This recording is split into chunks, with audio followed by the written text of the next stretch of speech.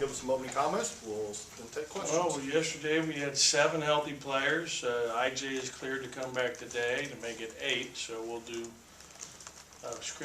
play today with some contact. Yesterday all we did was go through all of our sets, all of our plays, everything we do without contact, just so IJ could be involved in it and give us an 8th player. I was pleased with how we performed in the scrimmage Saturday versus UAB, especially considering that both IJ and Malik were out. Malik is out, as you all know, until the 11th of November, where he will have that cast and toe cleat removed, which hopefully will have allowed the ligament in his big toe to have shown good healing. He will have an MRI done that day. They will be able to read and see the kind of improvement that hopefully that ligament has made, which will allow him to start getting back out here. What was the biggest thing you took away from the scrimmage? Oh, I thought our guys really played hard. I thought that they really competed. I thought there was great energy. I thought that our seniors in particular played real well, starting with Chicken and Fred and Gavin and Travis. Those 4 guys in particular all had very good games, and our defense was good. You know, especially thought Travis and Fred were super active defensively. Both those 2 did a great job in their defensive efforts. And you know, Q had to play out of position, and he was playing point guard the whole time he was in. And we had practiced him there some, so he had a little bit of experience in terms of the practice. But still, it's different when you're playing at a high level. And UAB's a good team, so that was a good test for us. You talk about, you know, you've mentioned often about Fred changing his shot and doing different things there. What did you see from his shot in that? He shot it really well, and he shot it with good arc on his shot, and he shot it keeping his eyes focused on the target. And those are 2 most important things that we continue to talk about and work with him on. And when he does those 2 things, he's a very good shooter. What was your first impressions of seeing Chicken in an actual game type setting? Well, I mean, obviously I'm familiar with Chicken, having coached him now for a number of months, and you know, he's just really hard to defend because he's so athletic. He can get to the rim, he can get to the basket, he creates separation coming off screens. His athletic ability, his strength really shows. Defensively, I think he can become a much better defender as he especially learns to get more active with his hands. You know, he still has a tendency to play with his hands down as opposed to pointing the ball and up here. And but he's a very, very good athlete and a great competitor. He wants to win. That's the thing I like most about him. You talked about, you know, a lot of getting Gavin the touches he needs. Were you able to do that in that scrimmage? You know, I think he had 12 or 13 shots attempted. I can't remember off the top of my head. But he did a good job running the floor. We had one specific, and we got to get better at it. I mean, we watched the film yesterday for about an hour and 15 minutes as a team. And early in the game, you could see where we had a wide open post feed that Q just didn't see. You know, he's coming out of the floor. I mean, he's worried about protecting the ball and taking care of it. So he doesn't even see that there's a wide open lob right inside. And Gavin, at one point, they scored on us. We took it out quick. Johnny made a great inbounds pass to Chicken, who was playing the backup point, who got a deep outlet. He took one dribble and hit Gavin for a layup in transition after the other team scored. And that's really a big play for us. If you're a coach and you allow the other opponent to score a layup after you score a basket, that's a major no-no. That's like, you know, not blocking out on a foul shot and they get the ball back. That just kills you. And so when you do, you know, when you're able to execute a play like that, it's big. It's a backbreaker. Anything in particular that you'll be looking for on Friday night out of your team and things last, I guess, on the court tune-up before next? Well, you know what? We had much more of an opportunity to prepare for the game on Saturday against UAB because we were able to go back and watch film on them from last year. They had their whole team back from the team that beat Iowa State in the first round of the tournament, won their conference tournament, and then ended up losing to UCLA in the round of 32, I guess it is. And so we had much more time to prepare. Fort Valley's a whole new team. so there's not a lot of prep time that we have for them.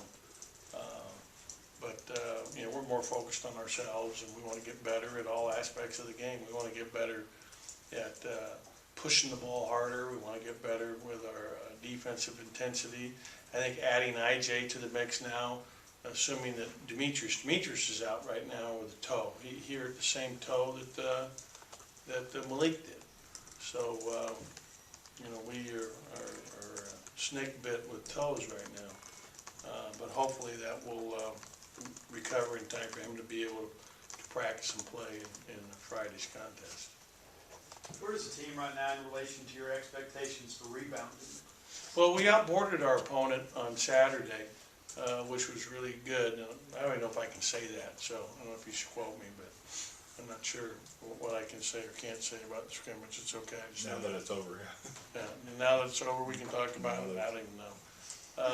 So we rebounded well, but we've got to improve in that area, no question. Especially from the guard line, getting more help from our guards to rebound. We're going to play smaller. We played pretty big on Saturday. We started Q, Fred, Chicken, Travis, and Gavin. All of a sudden now you start throwing Malik and IJ in there for major minutes, and you become a smaller team. But you can be scrappy. You got to get rebounds. I expect both IJ and Malik will be good rebounders for us.